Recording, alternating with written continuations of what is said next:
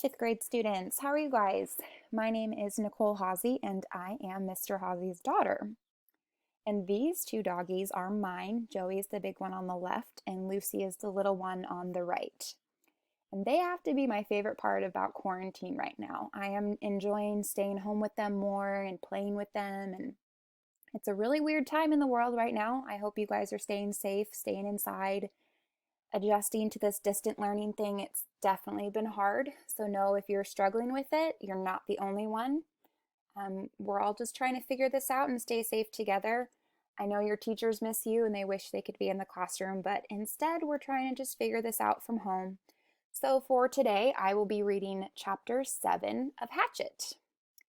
And one thing I want to say before I get started is I was never a big reader. Growing up and even now as an adult, I don't really enjoy reading. And because of that, I struggle to know all the words. I sometimes still, as an adult, have to sound things out and I mispronounce things, and that's okay.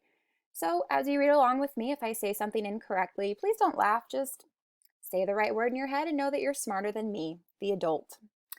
But reading is great practice, and I encourage you guys all to continue to read as you're stuck at home, because I've actually been reading a book with my dad and my aunts, and we all do a book club once a week. We get on Zoom and we chat about the book. So this is chapter 7 of Hatchet.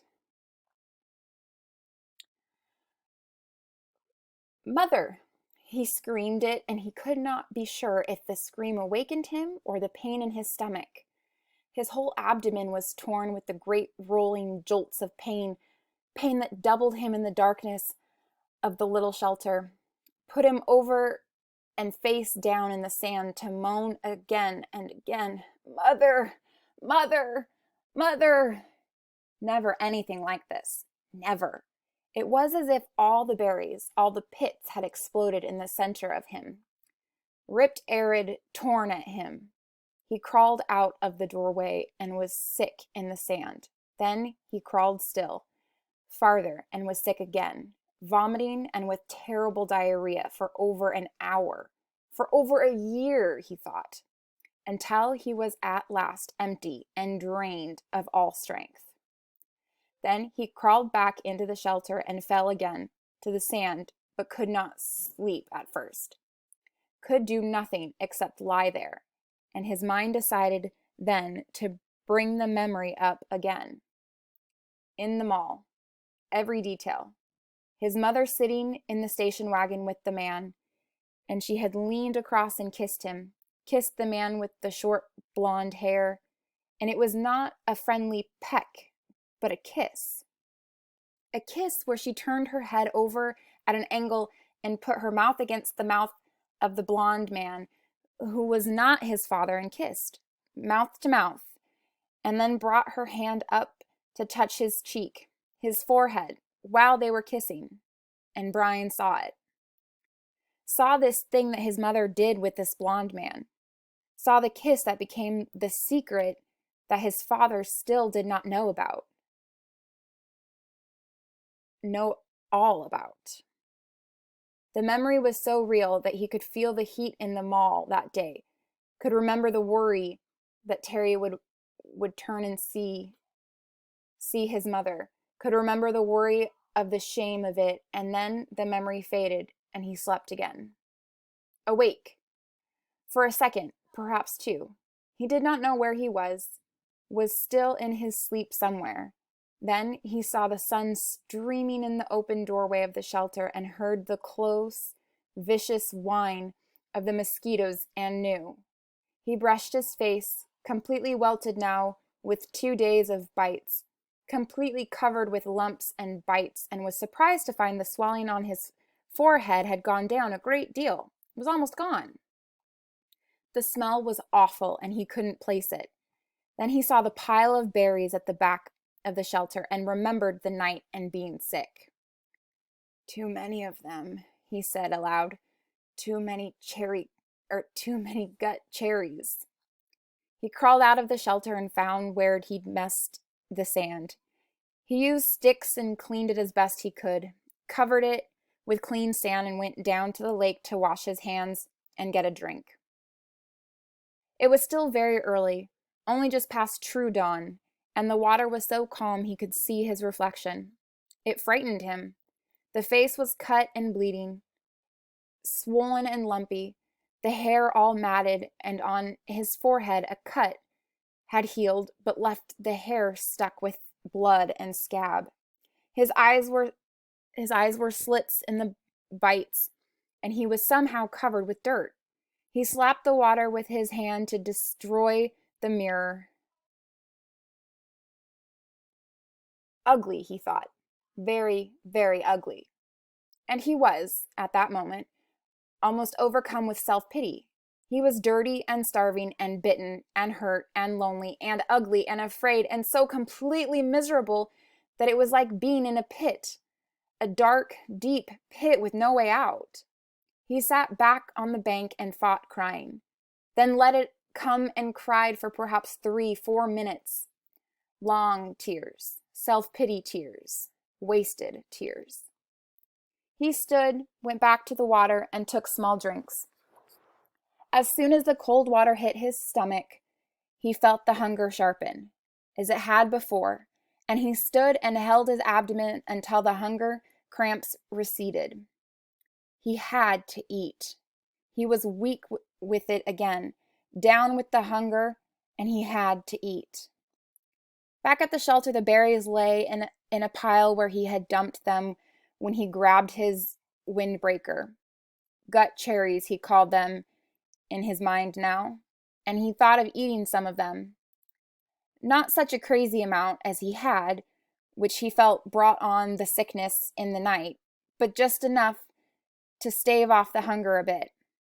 He crawled into the shelter. Some flies were on the berries, and he brushed them off.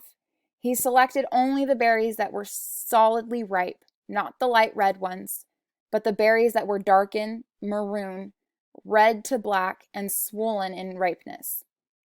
When he had a small handful of them, he went back down to the lake and washed them in the water. Small fish scattered away when he splashed the water up, and he wished he had a fishing line and hook. Then he ate them carefully, spitting out the pits.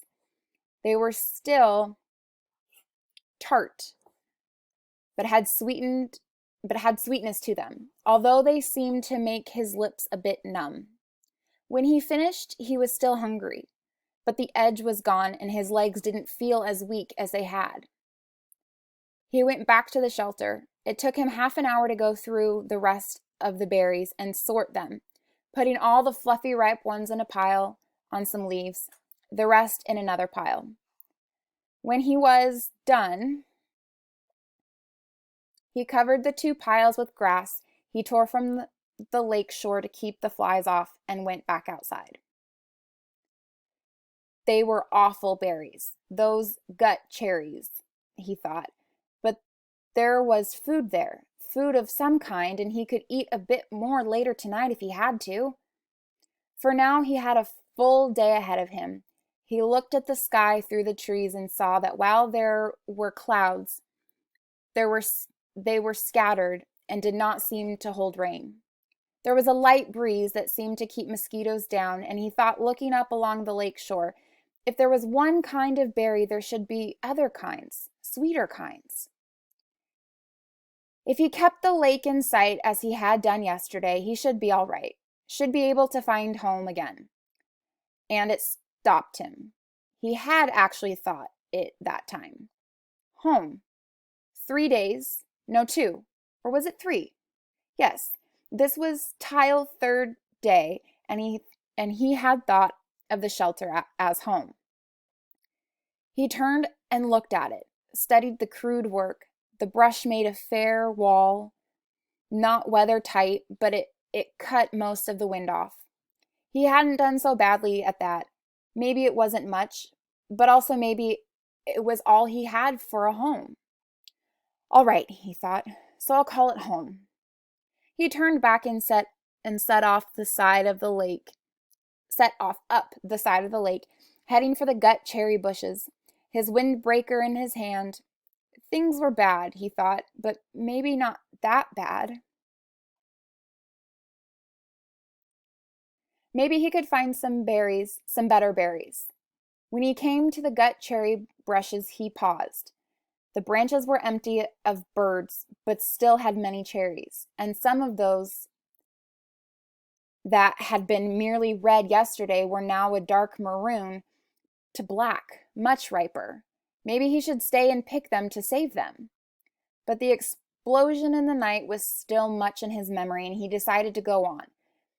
Gut cherries were food, but tricky to eat. He needed something better. Another 100 yards up the shore, there was a place where the wind had torn ahead another path. These must have been fierce winds, he thought, to tear places up like this. As they had the path he had found with the plane when he crashed. Here the trees were not all die way down, but twisted and snapped off halfway up from the ground. So their tops were all down and rotten and gone, leaving the snags poking up into the sky like broken teeth. It made for tons of dead and dry wool, and he wished one more he could get a fire going. It also made a kind of clearing. With the tops of the trees gone, the sun could get down to the ground, and it was filled with small thorny bushes that were covered with berries. Raspberries. These he knew because there were some pretty raspberry bushes in the park, and he and Terry were always picking and eating them when they biked past. The berries were full and ripe, and he tasted one to find it sweet, and with none of the problems of the gut cherries. Although they did not grow in clusters, there were many of them, and they were easy to pick, and Brian smiled and started eating. Sweet juice, he thought. Oh, they were sweet, with just a tiny tang. And he picked and ate and picked and ate and thought that he had never tasted anything this good. Soon, as before, his stomach was full, but now he had some sense, and he did not gorge or cram more down. Instead, he picked more and put them in his windbreaker, feeling the morning sun on his back and thinking he was rich with food now, just rich. And he heard a noise in his rear, a slight noise, and he turned and saw the bear. He could do nothing, think nothing. His tongue, stained with berry juice, stuck to the roof of his mouth, and he stared at the bear. It was black, with a cinnamon-colored nose, not 20 feet from him, and big. No, huge. It was all black, fur and huge. He had seen one in the zoo in the city once, a black bear, but it had been from India or somewhere. This one was wild and much bigger than the one in the zoo, and it was right there. Right there. The sun caught the ends of the hairs along his back. Shining black and silky, the bear stood on his hind legs, half up, and studied Brian. Just studied him. Then lowered itself and moved slowly to the left, eating berries as it rolled along. Wolfing and delicately, using its mouth to lift each berry from die stem, and in seconds it was gone. Gone, and Brian still had not moved. His tongue was stuck to the top of his mouth, the tip half out, his eyes were wide, and his hands were reaching for a berry. Then he made a sound, a low "ng." It made no sense. It was just a sound of fear, of disbelief that something that large could have come so close to him without his knowing. It just walked up to him and could have eaten him, and he could have done nothing. Nothing. And when the sound was half done, a thing happened with his legs, a thing he had nothing to do with. And they were running in the opposite direction from the bear, back towards the shelter.